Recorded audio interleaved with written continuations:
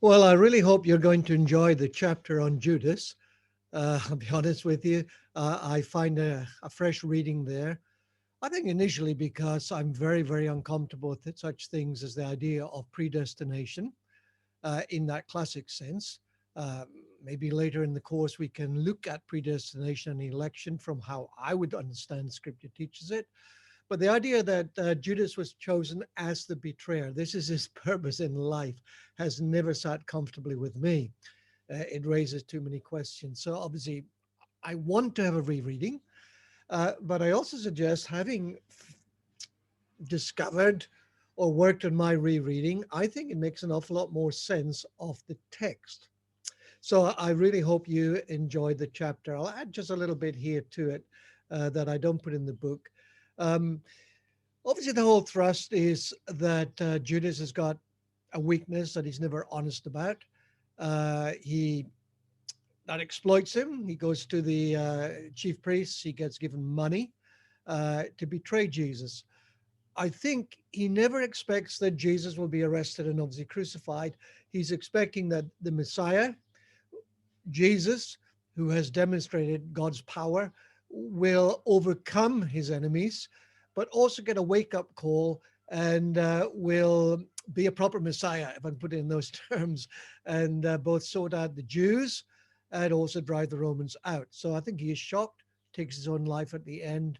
And as I say, wonderfully, I think he's actually delivered of his love of money. But at the end of his life, sadly, he takes his own life.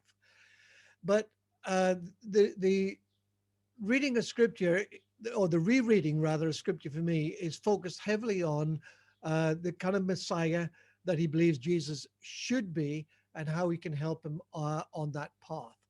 I think it reaches a climax at the Last Supper, where Judas is present, where Jesus says, "All of you eat this," which includes Judas. So Jesus gladly gives his life, the expression of his life and the bread and the wine to Judas. Is almost like a last pull on Judas. Come back from there. Come back into the fold. Come back into the orbit of friendship and fellowship and abandon your path. Uh, Follow me, wherever that might lead. This is why I have called you. I've not called you to be the betrayer. And at that point in John's gospel, it says Judas left and it was night.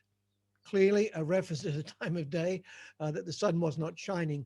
But I think much deeper than that, when you think of John's gospel and talk of night and day, the light and the darkness, something happened. It's the final step of Judas. It's the point at which we could say, quoting scripture, that Satan entered into him.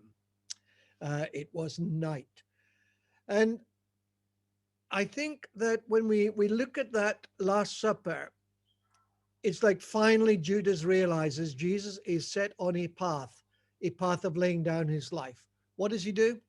He washes the disciples' feet, a task that you could not impose even on a Hebrew slave. He takes the lowest position.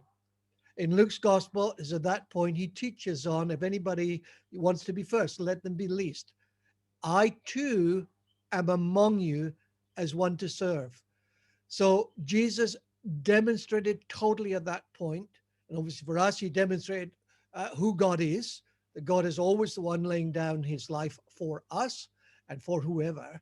But Jesus demonstrated that as Messiah, he was not coming here to establish, as it were, the rule of God in that sense. He was coming to establish the rule of God in the sense of the rule of God is one of servanthood and laying down your life, and if need be, losing your life. And at that point, it is too much for Judas. And he leaves and quotes, "It was night." So that's a little extra to the chapter, but I really hope that you're provoked by you could call it rereading, but the reading of scripture, that yes, it is there because it suits me, but it's also there because I believe is a better reading of the actual text. See what you make of it.